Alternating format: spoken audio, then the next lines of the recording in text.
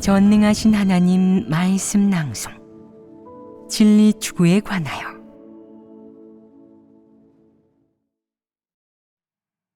어떻게 진리를 추구해야 하는가? 14. 어떤 부모는 자녀에게 항상 무엇을 당부하느냐면 여자는 말이다. 닭에게 시집가면 닭을 따르고 개에게 시집가면 개를 따른다고 했다. 닭집에 들어가면 닭이 되고 개집에 들어가면 개가 되어야 하는 거다. 라고 한다. 좋은 사람이 되지 말고 닭이나 개가 되라는 것인데 이것이 올바른 길이겠느냐? 너무나도 확실해서 단번에 분별되지 않느냐? 시집간다는 말은 분명 여자를 의미할 것인데 여자의 운명이 이렇게 비참하다는 것이다. 가정의 교육과 영향으로 여자도 타락을 자초한다. 닭에게 시집가면 정말 닭을 따르고 개에게 시집가면 정말 개를 따르는 것이다. 올바른 길을 지향하지 않고 부모가 하라는 대로 한다. 비록 부모가 이런 생각을 주입했지만 너는 이런 생각이 옳은지 그른지 내 처신에 득이 되는지 해가 되는지를 분별해야 한다. 물론 이런 측면으로 우리는 결혼 내려놓기라는 주제를 다룰 때 교제한 바 있으니 여기서는 구체적인 해부나 분석은 하지 않겠다. 결론적으로 부모에게서 비롯되는 이런 잘못되고 치우치고 얄팍하고 어리석다 못해 사악하고 타락한 생각과 관점은 모두 내려놓아야 한다. 특히 방금 이야기한 닭에게 시집가면 닭을 따르고 개에게 시집가면 개를 따른다 와 먹고 살려고 시집간다 라는 말을 분별해야 한다. 부모가 주입한 이런 생각에 잘못 이끌려서 시집가는 건 팔려가는 거야. 남편이 곧 나의 주인이니 하라는 대로 하고 시키는 대로 해야지. 내 운명은 그와 함께하는 거야. 그에게 시집간 순간부터 난 그와 한 배를 탔어.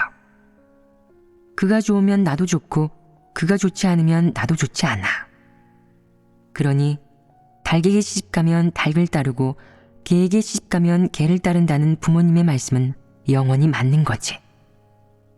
여자는 독립심이나 추구하는 바가 있어서는 안 되고 올바른 인생관을 세우고 올바른 인생길을 갈 생각이나 바람은 더더욱 가져선 안 돼.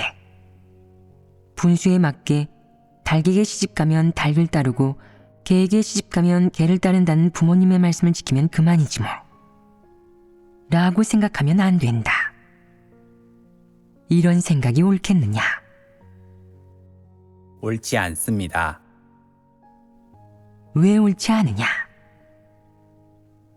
닭에게 시집가면 닭을 따르고 개에게 시집가면 개를 따른다 라는 말과 같은 뜻인 한 배를 탄다 라는 말은 내가 시집간 순간부터 내 운명은 그와 함께하니 그가 좋으면 너도 좋고 그가 좋지 않으면 너도 좋지 않다는 의미이다. 그런 것이냐? 그럼 먼저 그가 좋으면 너도 좋다 라는 말부터 살펴보자. 이 말이 사실이겠느냐? 너희가 반대의 사례를 들어 이를 반박해 보아라. 그런 사례가 있느냐?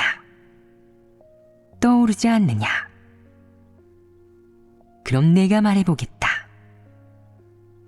예를 들어 한 여자가 한 남자에게 시집간 뒤 일편단심으로 그를 따랐다. 여자의 말을 빌리자면 오늘부터 저는 당신의 사람이에요 라는 것이다. 이 말의 저희는 전 당신에게 팔려왔으니 제 운명은 이제 당신과 함께합니다 라는 뜻이다. 여자가 타락을 자초한 것은 둘째치고서라도 그가 좋으면 너도 좋다 라는 말이 옳으냐? 그가 좋으면 정녕 너도 좋은 것이냐? 그가 창업할 때 형편이 좋지 않아 번번이 벽에 부딪히고 어딜 가나 첩첩산중이다. 있어야 할 돈과 인맥은 없다. 가게를 열자니 적당한 곳이 없고 장사를 하자니 시장도 없고 도와줄 사람도 없다. 아내로서 너는 일편단심으로 그를 따르고 있으니 그가 뭘 하든 싫어하지 않고 무조건 그를 지지한다. 이렇게 하다 보니 그의 장사가 잘 되기 시작해서 가게를 하나둘 열게 되었다. 매출이 오르고 수입이 짭짤해지니 남편이 사장이 되고 부자가 되었다. 그의 상황이 좋아지지 않았느냐? 옛말에 남자는 돈을 벌면 타락한다 라는 말이 있다. 물론 이 역시 이 사회, 이 사악한 세상의 현실이다. 남편이 사장이 되고 부자가 되면 타락하기 쉽지 않겠느냐? 그것은 아주 쉽게 일어나는 일이다. 남편이 사장이 되고 나서 그의 상황이 좋아지면 내 좋은 날도 끝난 것이다. 어째서 끝났겠느냐? 그의 상황이 좋아지면 너는 걱정될 것이다. 밖에서 여자가 생겼나? 계집질하고 다니는 건 아닐까? 그에게 꼬리치는 사람은 없을까? 나를 싫어하지 않을까? 마음이 변하지 않을까? 내 좋은 날이 끝난 게 아니겠느냐? 지난 몇 년 동안 그와 함께하면서 고된 날을 보냈다. 고되고 힘든 날이 없고 형편도 좋지 않았으며 몸도 많이 상했다. 사람이 늙으면 볼품 없어진다더니 늙은 추녀가 되어버렸다. 어딜 보아도 귀여웠던 아가씨의 예전 모습은 찾아볼 수 없으니 그는 생각한다. 이제 돈 있고 힘이 있으니 이 정도 조건이면 여자 하나쯤 다시 만날 수 있는데 말이야. 그가 너를 싫어하게 되면 마음속에 잡생각이 들고 변해버린다. 그럼 내가 위험하지 않겠느냐? 그는 큰 사장이 되었는데 너는 늙은 추녀가 되었다. 두 사람의 지위 사이에 격차가 생기지 않았느냐? 불평등하지 않으냐? 이렇게 되면 너는 그와 안 어울리지 않겠느냐? 그가 자신을 통해 내가 신분 상승했다고 생각하지 않겠느냐? 갈수록 내가 싫어지지 않겠느냐? 그렇다면 내 고생길이 열린 것이다. 그는 결국 바라던 대로 다른 여자를 만나 하루가 멀다 하고 외박할 것이다. 집에 온다 해도 너와 싸우다가 문을 박차고 나가버릴 것이다. 한 번 나가면 며칠 동안 연락두절이다. 그나마 부부의 정이 있어서 용돈과 생활비라도 주면 다행이다. 내가 바가지라도 긁는 날에는 생활비마저 주지 않을 것이다. 어떠냐? 그의 형편이 나아지니 내 운명이 좋아졌느냐? 행복하겠느냐, 불행하겠느냐? 넌 불행해졌고 고생길이 열린 것이다.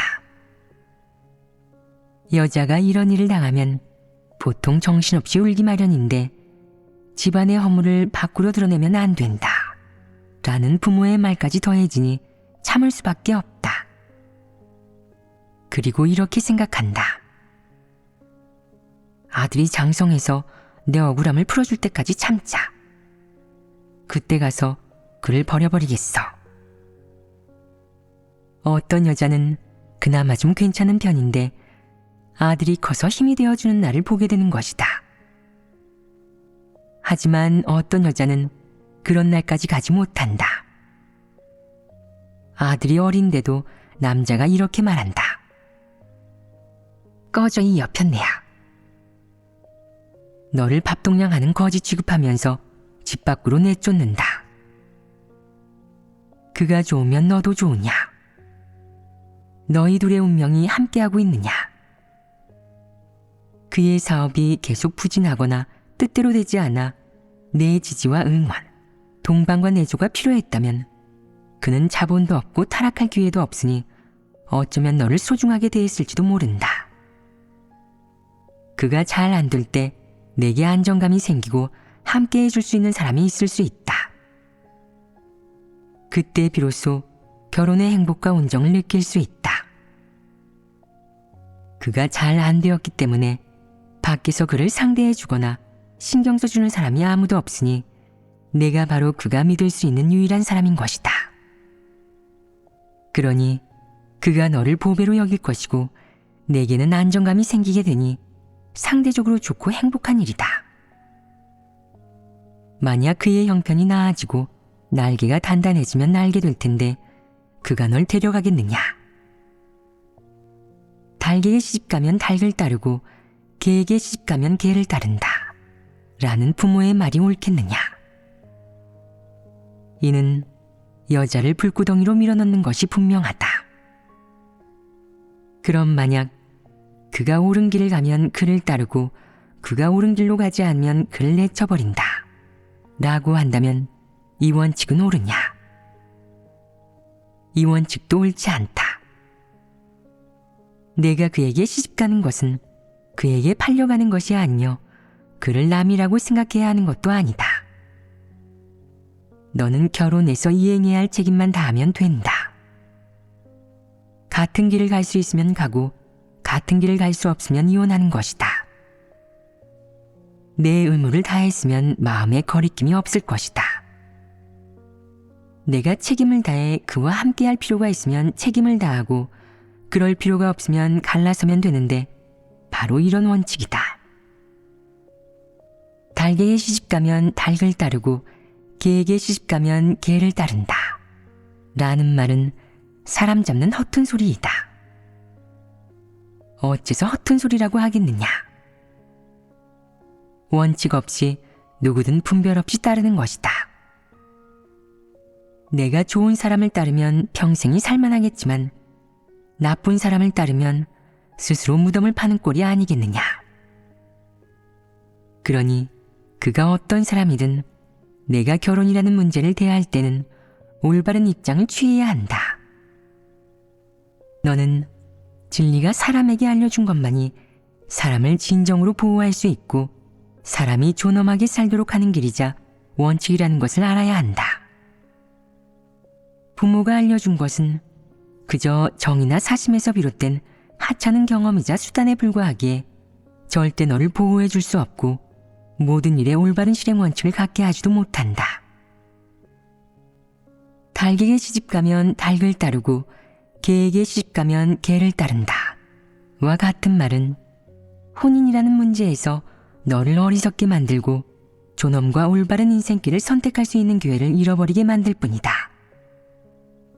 물론 더욱 중요한 것은 어쩌면 내가 구원받는 기회를 잃게 할 수도 있다는 것이다.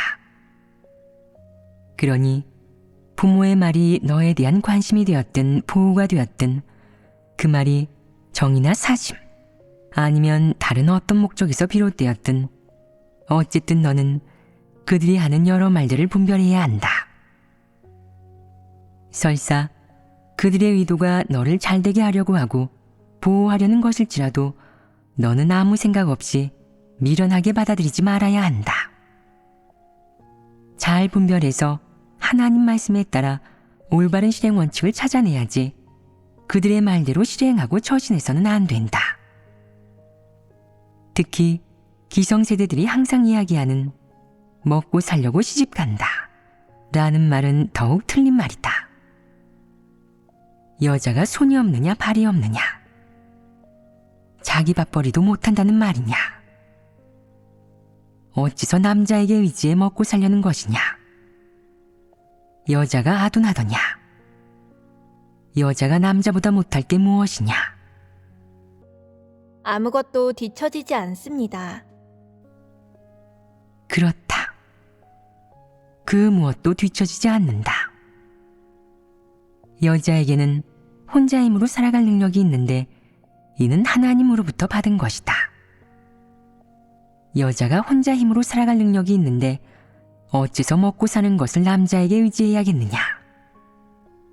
이는 잘못된 생각이 아니겠느냐. 잘못된 생각이 주입된 것이다. 여자는 이런 말 때문에 자신을 깎아내리거나 타락을 자초해서는 안 되고 자신의 먹고 사는 문제를 남자에게 의존해서도 안 된다. 물론 남자가 자신의 아내와 가정을 위해 모든 생활비를 책임지고 여자가 먹고 사는데 부족함이 없게 할 의무는 있다. 하지만 여자라고 먹고 살기 위해 시집을 가서는 안 되고 이런 생각과 관점을 가져서도 안 된다.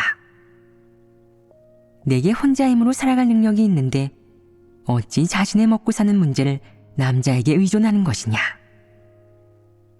이는 어느 정도 부모의 영향과 가정의 사상교육을 받은 것이 아니겠느냐.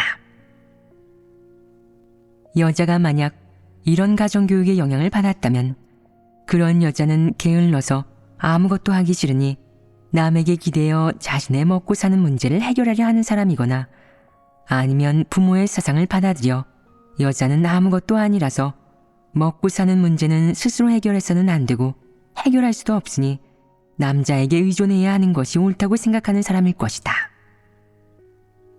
이를 두고 타락을 자초한다고 한다. 그렇지 않으냐?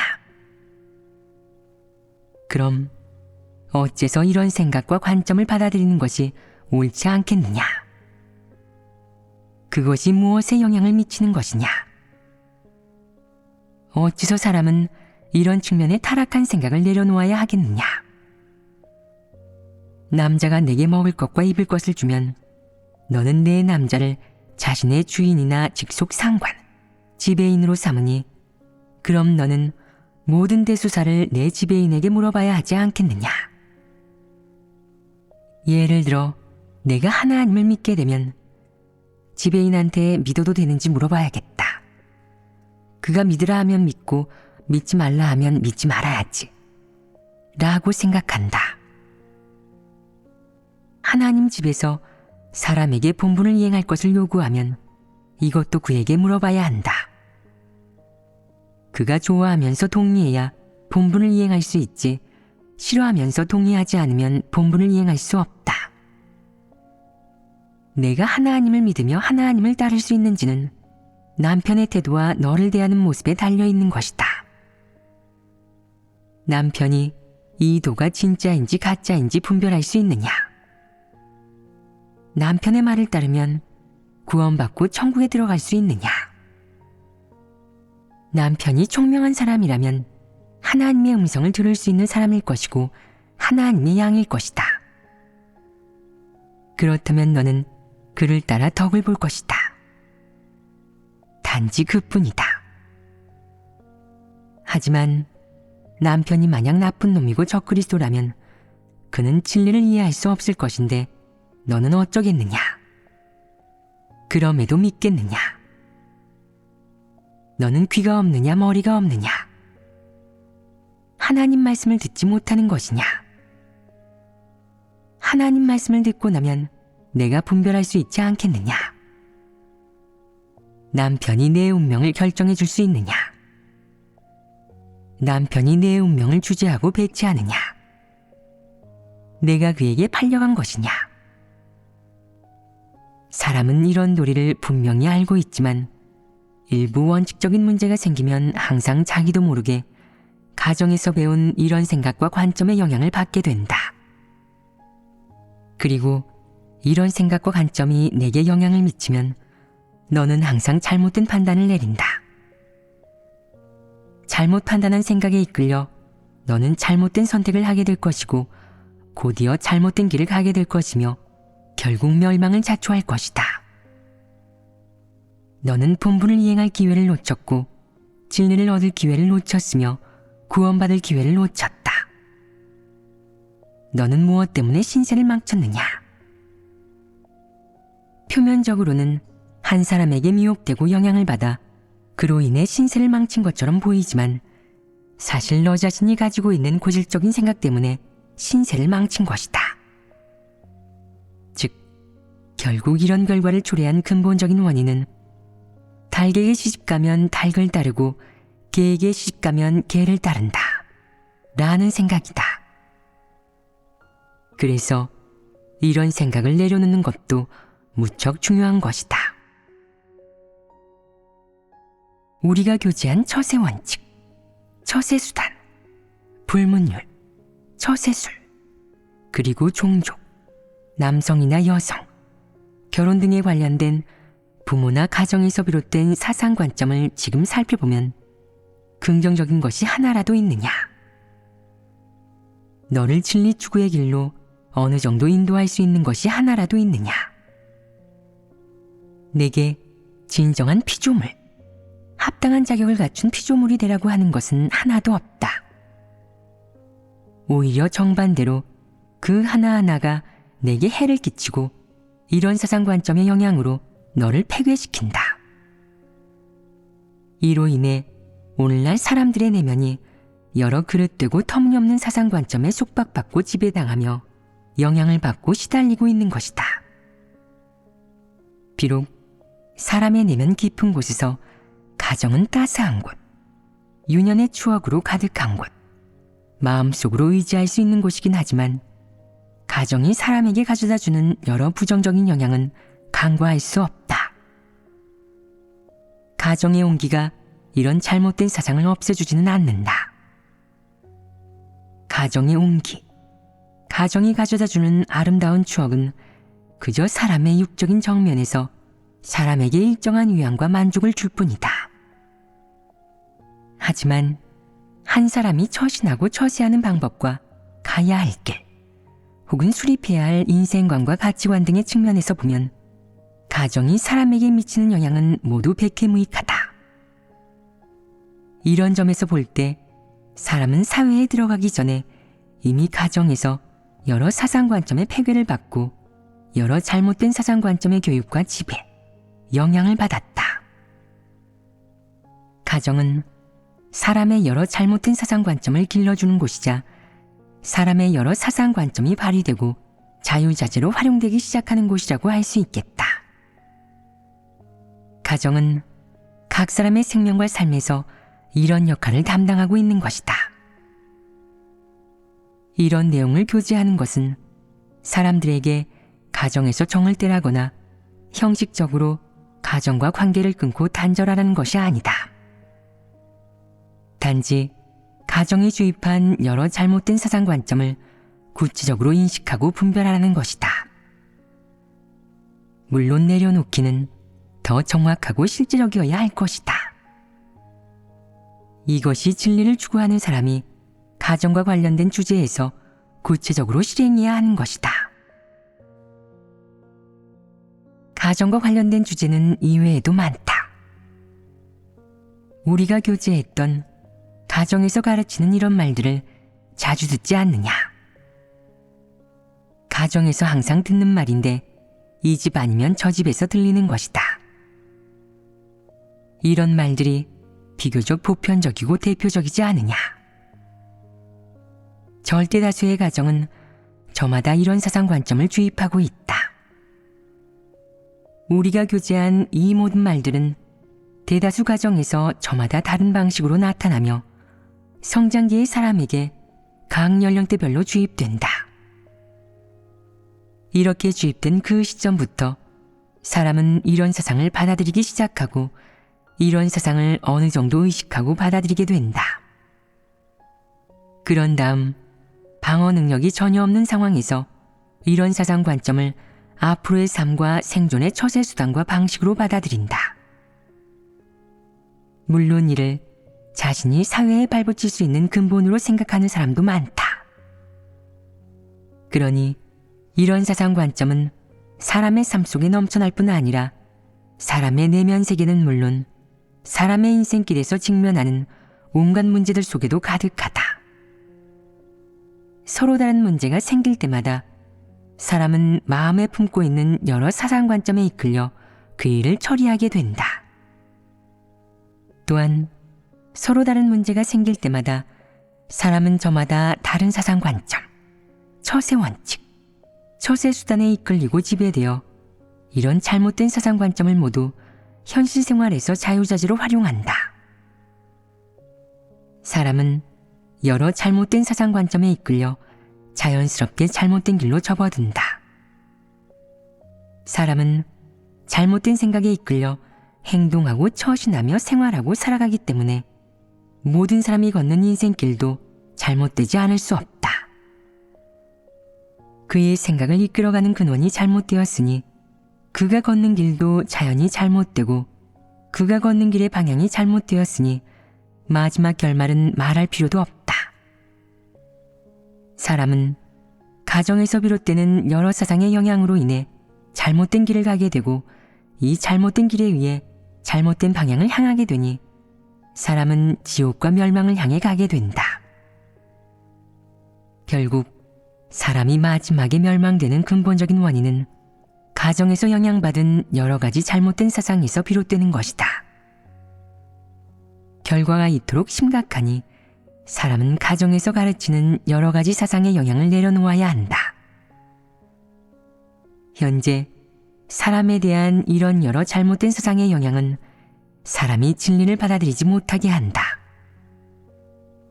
이렇게 잘못된 사상이 존재하고 또 사람을 이끌어가다 보니 사람은 진리를 이해하지 못함은 물론 진리를 받아들이는 것을 마음속으로 거부하고 진리에 맞선다.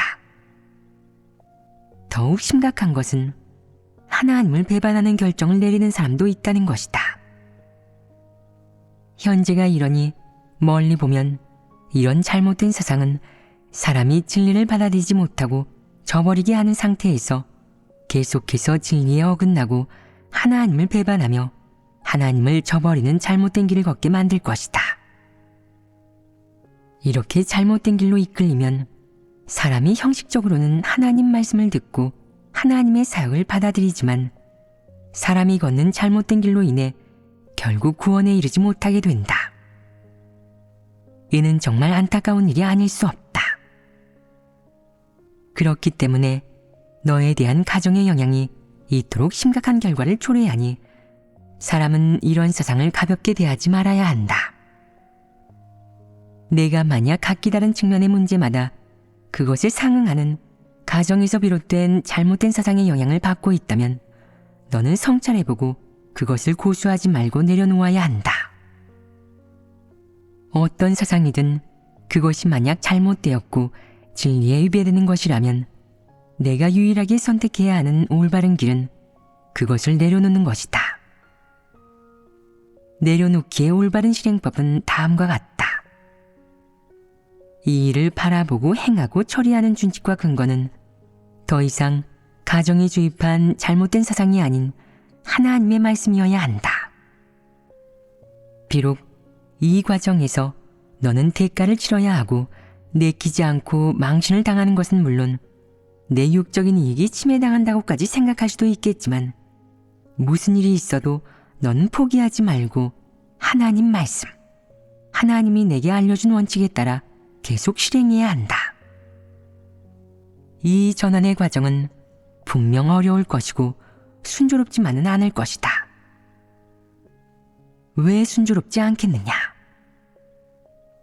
그것은 부정적인 사물과 긍정적인 사물의 대결이자 사탄에게서 비롯된 사악한 사상과 진리의 대결이며 진리와 긍정적인 사물을 받아들이려는 내 의지, 바람과 내 내면의 잘못된 사상 관점의 대결이기 때문이다.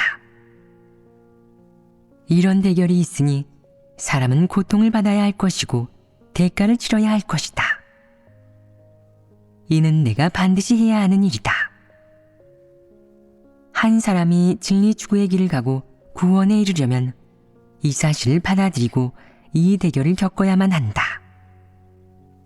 물론 이 대결을 받아들이면 이와 함께 분명 어느 정도 대가를 치르고 고통을 받으며 어떤 것들을 버려야 할 것이다. 과정이 어떻든 결국 하나님을 경외하며 악에서 떠나고 진리를 얻어 구원을 얻는 것이 궁극적인 목표이다. 그러므로 이 목표를 위해 어떤 대가를 치르든 그것은 가치 있는 일이다. 이는 무엇보다 올바른 목표이고 내가 합당한 자격을 갖춘 피조물이 되기 위해 추구해야 할 목표이기 때문이다. 이 목표를 달성하기 위해 얼마나 노력하고 어떤 대가를 치러야 하든 사람은 이로 인해 타협하고 도피하거나 두려움에 떨어서는 안 된다. 왜냐하면 내가 진리를 추구하기만 하면 또 내 목표가 하나님을 경외하며 악에서 떠나 구원에 이르는 것이기만 하면 내가 어떤 대결이나 전쟁을 겪든 너는 외롭지 않을 것이기 때문이다. 하나님의 말씀이 너와 함께 할 것이다. 하나님이 내게 방패가 되어주고 하나님 말씀이 내게 방패가 되어줄 것이니 너는 두려워하지 말아야 한다. 그렇지 않으냐? 따라서 이 몇 가지 사항에서 보면 사람은 가정에서 비롯된 것이든 다른 어떤 대상에게서 비롯된 것이든 너에 대한 잘못된 사상의 영향을 내려놓는 것을 택해야 한다. 예를 들어 우리가 방금 교제한 나쁜 마음은 먹지 말되 경계심은 가져라 라는 말은 가정에서 항상 듣는 말인데 이 생각을 내려놓는 것은 사실 어렵지 않다. 그저 하나님이 사람에게 알려준 원칙만 따라 행하면 되는 것이다. 하나님이 사람에게 알려준 원칙이란 말이 모호한데 구체적으로는 어떻게 실행해야겠느냐? 자기에게 사람을 해치려는 마음이 있는지 해부할 필요도 없고 경계심을 가질 필요도 없다. 그럼 어떻게 해야겠느냐? 한편으로는 당당하게 사람들과 어울릴 수 있어야 한다. 다른 한편으로는 각 부류의 사람을 대할 때 하나님의 말씀을 근거로 그리고 진리를 준칙으로 그가 어떤 부류의 사람인지 분별하고 그런 다음 그에 맞는 원칙으로 대해야 한다. 바로 이렇게 간단한 것이다. 그가 형제자매이면 형제자매로 대하고 그가 비교적 추구하는 사람이며 버리고 헌신하는 사람이면 진심으로 분분을 이행하는 형제자매로 대하면 된다. 반면 그가 불신파인데다가 분분 이행을 달가워하지 않고 생계에만 힘쓰려 한다면 그를 형제자매로 여기지 말고 이방인으로 여겨 대해야 한다. 사람을 살필 때는 그가 어떤 부류의 사람인지, 그의 성품이나 인성은 어떤지, 하나님과 진리를 대하는 태도는 어떤지를 살펴봐야 한다. 그가 만약 진리를 받아들이고 실행하고자 한다면 진정한 형제자매나 가족처럼 대하고 만약 인성이 좋지 않고 입으로만 진리를 실행하길 원한다고 떠들며 도리만 청산유수이지 진리는 전혀 실행하지 않는다면 봉사자로 여겨 대하고 가족처럼 대하지 말아야 한다. 이런 원칙은 무엇을 알려주느냐? 내가 어떤 원칙으로 여러 부류의 사람들을 대해야 하는지를 알려준다. 그 원칙은 바로 우리가 항상 이야기하는 지혜롭게 사람을 대해야 한다는 것이다. 여기서 지혜라는 것이 좀 모호한 말인데 구체적으로는 각 부류의 사람마다 그에 맞는 방식과 원칙으로 대하라는 것이다. 모든 것은 진리를 근거로 해야 한다. 정 혹은 개인적인 취향이나 관점을 근거로 하지 말고 자신과의 이해관계나 나이를 근거로 하지도 말며 오직 하나님의 말씀만을 근거로 해야 하는 것이다. 그러므로 사람을 대하는 문제에 있어서 자기에게 사람을 해치려는 마음이 있는지 성찰할 필요도 없고 다른 사람에 대해 경계심을 가질 필요도 없다. 내가 하나님이 알려준 원칙과 방식으로 사람을 대한다면 모든 시험을 피할 수 있을 것인데 그 어떤 시험이나 사람 간의 분쟁에도 휘말리지 않을 것이다. 바로 이렇게 간단하다. 내가 이방 세계에서도 이 원칙으로 실행하는 것은 합당하다. 누군가를 보고 이렇게 생각할 것이다. 그는 악인이고 마귀이며 악마야. 그리고 깡패의 건달이지. 경계할 필요도 없어. 상대하지 않고 건드리지도 않을 거야. 혹여 사역 때문에 그 사람이랑 꼭 교류해야 한다면 공적인 일을 공정하게 처리하면 돼. 만약 하지 않아도 될 일이라면 그 사람이랑 접촉하지도 않고 교류도 하지 않을 거야. 그 사람을 옹호하지 않을 거고 비위를 맞추지도 않겠어. 내게서 꼬투리를 잡을래야 잡을 수 없을 테지. 그가 날 괴롭히려 하면 내겐 하나님이 계시고 나는 그분을 의지할 거야. 하나님이 그가 나를 괴롭히는 것을 허락하신다면 난 받아들이고 순종하겠어. 하지만 하나님이 허락하지 않으시면 내 머리카락 한 가닥도 건드리지 못할 거야. 이것이 진실한 믿음이 아니겠느냐? 너는 이런 진실한 믿음을 가지고 그를 두려워하지 말아야 한다. 그는 그저 깡패이며 소인배에 불과하다고 하지 마라.